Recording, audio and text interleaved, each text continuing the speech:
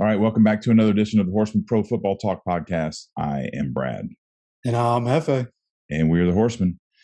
Today we're going to run down the last of the preseason analysis and have the week one picks for you. Be sure to follow us on your favorite social media platform. Find out more info at horsemansports.com. All right, you ready, Hefe? Yep, let's get into it, man. All right, let's go. Let's talk about some of the preseason news, some things that happen that are going to affect the season before we get into the game. The first thing I want to bring up is the latest news, which Jimmy G is staying in San Francisco. There's a lot of speculation around this, and I want to see what your opinion is. Putting you on the spot because we haven't talked about this yet. I want to see if you think. I mean, I don't know what else there could be other than lack of confidence in Trey Lance.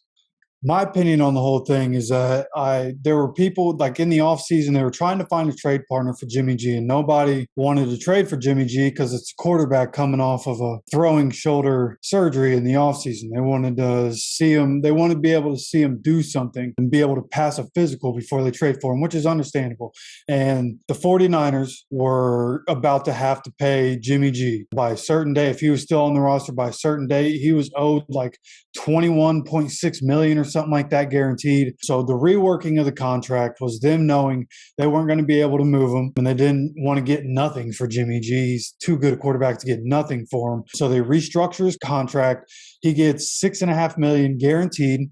So even if he's just a backup all year long, $6.5 million to just back up Trey Lance and kind of help guide Trey Lance for him to get more money if he does end up, for whatever reason, being the starter and he accumulates a certain amount of stats, makes a Pro Bowl, different kinds of things in his contract. So he can make more money. There are escalators in it. But what this was just the fact that they weren't going to be able to move him. They're still going to try to move him is my understanding of the situation. But for now, they've reworked his contract to be the highest paid backup quarterback in the league, which makes a lot of sense. So from my understanding, they still have full faith in Trey Lance. They still expect him to be a guy who comes in, makes mistakes at the beginning. He didn't play his last year in college, Trey Lance. And he only played, a game and a half his rookie year when Jimmy G had to miss a little time. So I would expect that Trey Lance, fully expect him to be the starter, fully expect it to not be pretty at the very beginning. You can't expect him to come in and be amazing right away. And there will be people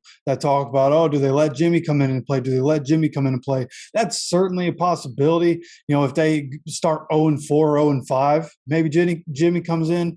But as long as Trey Lance, which I expect him to, keeps him around 500 when you get to that Thanksgiving period in the season, then I would expect they're just going to keep rolling with Trey Lance. Yeah, so that's good information, and I think I don't know Jimmy G. I don't know what he's. I don't know if he's looking. I mean, players want to play. I certainly understand that, but the 49ers have arguably been the best underperforming team in the NFL over the last couple of years. Injuries have just decimated them. You got a new guy who doesn't have much experience. You got a guy who played under Tom Brady and Bill Belichick's system. He's been around the block a few times. I don't know what kind of guy he is. I've heard people really like him. Maybe he's, maybe he's going to be good for Lance. Maybe he's kind of a coach and a backup insurance policy at the same time, whether it's Lance's performance or whether, God forbid, it's an injury. So I think it's a smart move, honestly. But it creates that quarterback controversy. We've talked about that so much. It's a delicate game to play. You want to have an insurance policy, but you don't want to get in your starter's head either. Then now you're just creating problems. So it'd be interesting to see how things unfold in San Francisco. Yeah, and then they're really going to find out what Trey Lance is about because, again, the way the contract is set up for Jimmy G now is set up to be the backup. But does Trey Lance, does he see that as a threat and it hurts his confidence? Or is he the type of guy that sees that competition, says, okay, I'm not going to let him win this job back, and he takes it for himself? So we're going to find a lot out about Trey Lance this season. Yeah, agreed. Okay. So I want to bring up something else real quick. I know you've got some things that you want to talk about. Just the Brian Robinson shooting, man, in Washington, it's one thing after another. They just keep hitting roadblocks. This kid had done well in the preseason and allegedly worked his way into the lineup, and now he's got a setback. Obviously, he's alive. That's first and foremost. and the injuries were minor enough that he's going to return to play. But how disappointing for a kid that was, I can't imagine the butterflies and the excitement coming up here into week one and then to have that taken all away. So we certainly wish him, a quick recovery, and I'd like to see what he can do. Okay, so Deshaun Watson, suspended 11 games. They extended previously 6. Anything you want to say about that? As far as, the suspension part of it alone, I don't think it was enough time. And because Deshaun's going to be out 11 games instead of 6, where I wanted to update this, because I previously had the Browns going 11-6, but now I have the Browns going 9-8, and those 2 extra games they lose make the Bengals go from 15-2 to 16-1, and the Patriots go from 16-11 to 7-10 for me. All right, 16-1. That's a tall order. Yeah, that's a lot. As soon as I made that move, I was like, all right, I got to give them a loss somewhere else here. But I just think they're going to be really good this year. Yeah, for sure. Well, it'll be interesting to see after 11 games and all of last year for a total of 27 games, if Deshaun Watson is still what some claim to be the most talented quarterback in the NFL when he comes back. It's reminiscent of the whole Mike Tyson thing when he spent time in prison and he just came out and he wasn't the same as when he went in. So we'll obviously we'll be keeping an eye on Deshaun Watson. So you want to talk about Pittsburgh? Yeah. Going to keep moving on with the quarterback news here, because that's really what's most prevalent at this point in the preseason. And it looks like Mitch Trubisky is going to be the starter, but I'll tell you, Pittsburgh wants Kenny to be the starter, and Kenny's made some really good throws, Kenny Pickett has, in the preseason. So it'll be interesting to see what they do there. But honestly, they seem better off at quarterback than I expected them to be going into the season.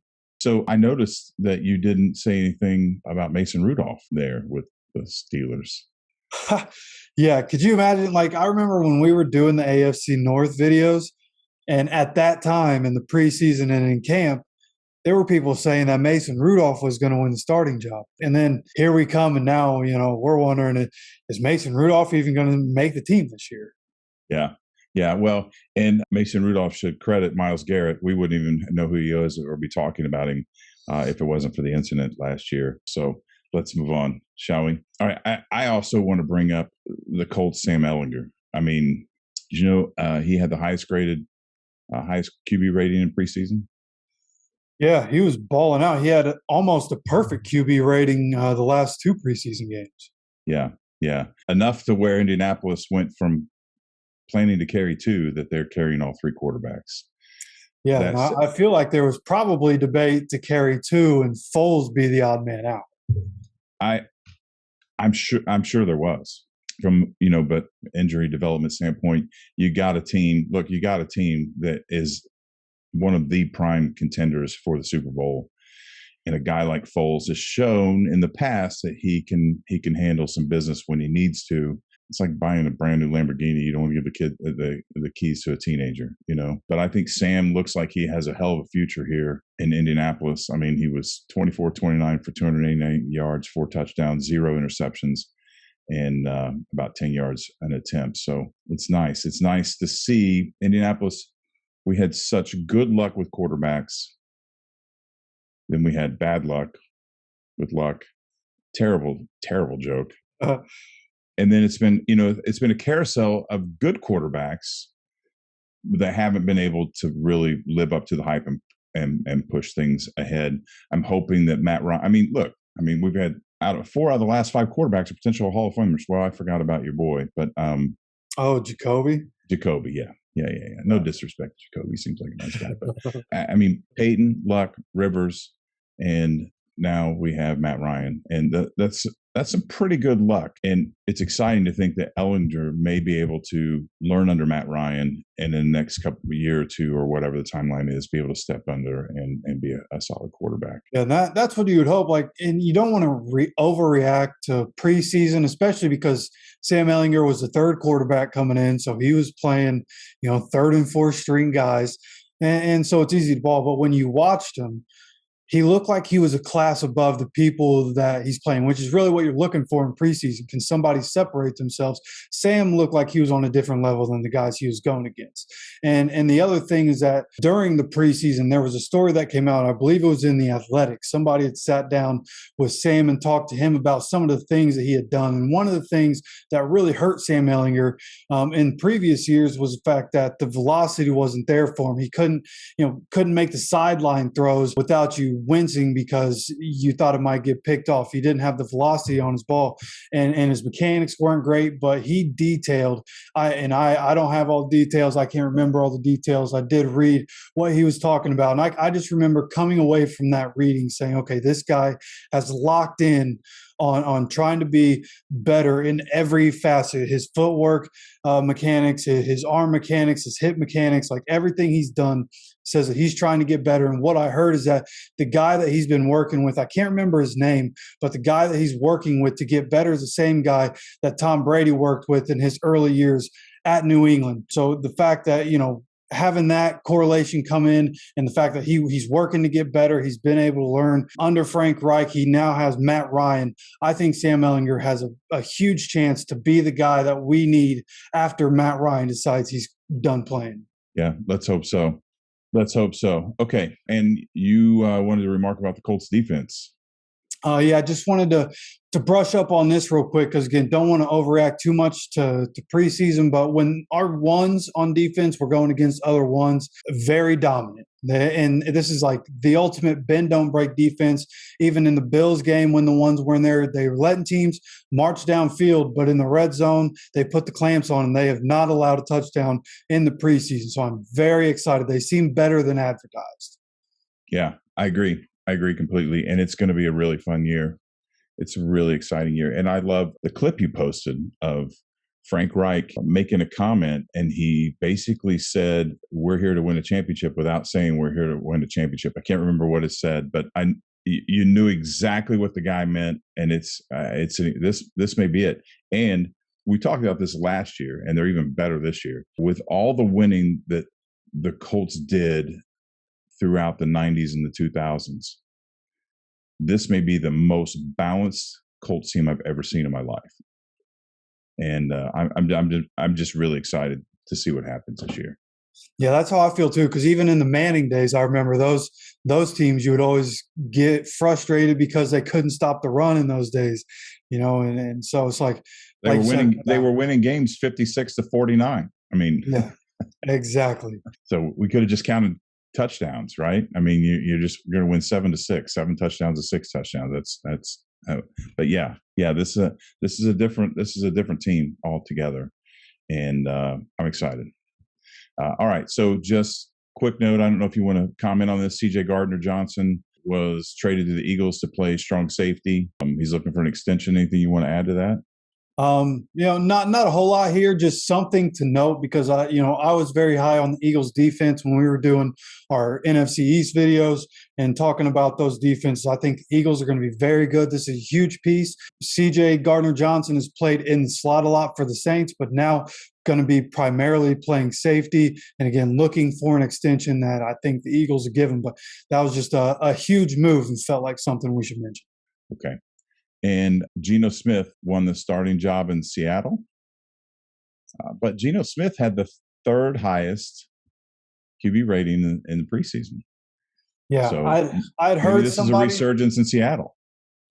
Yeah, maybe, I guess, it can't be completely bad when you have DK Metcalf and Tyler Lockett throw the ball to, but still going to be a lot of losses for the Seahawks this year. Yeah, for sure. Yeah. Okay, and in a more serious note, the Buffalo Bills have released punter Matt Ariza amid rape allegations.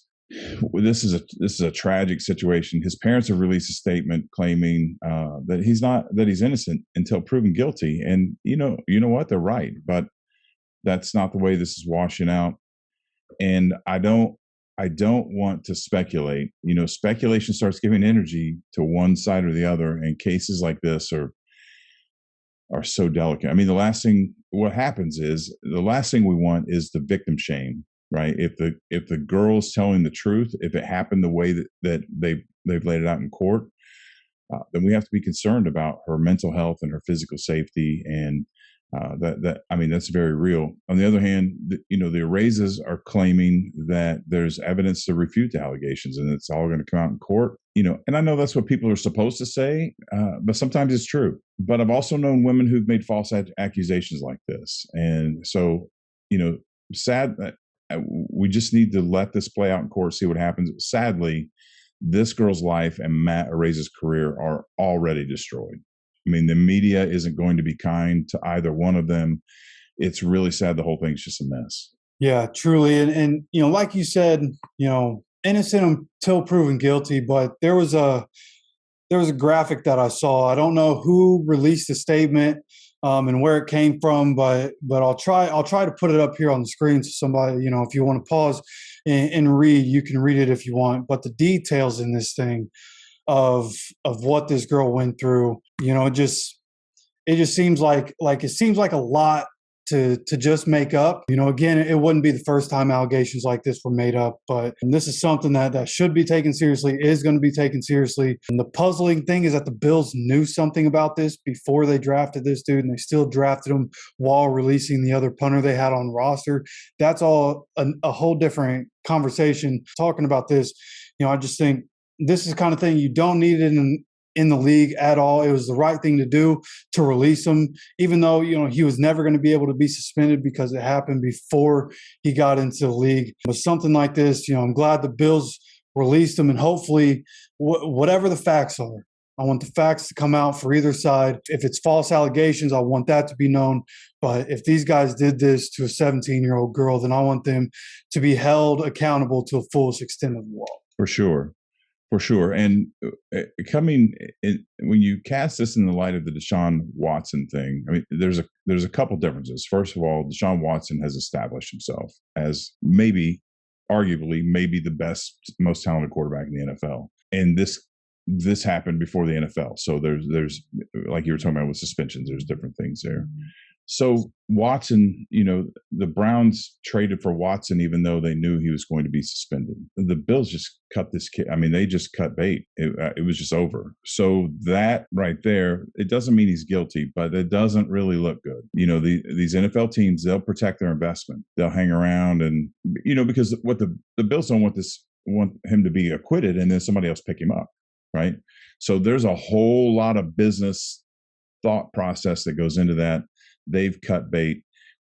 And let's be honest, anybody who's spent time on a college campus knows that this is a very realistic scenario that could have happened. But again, I don't want to speculate.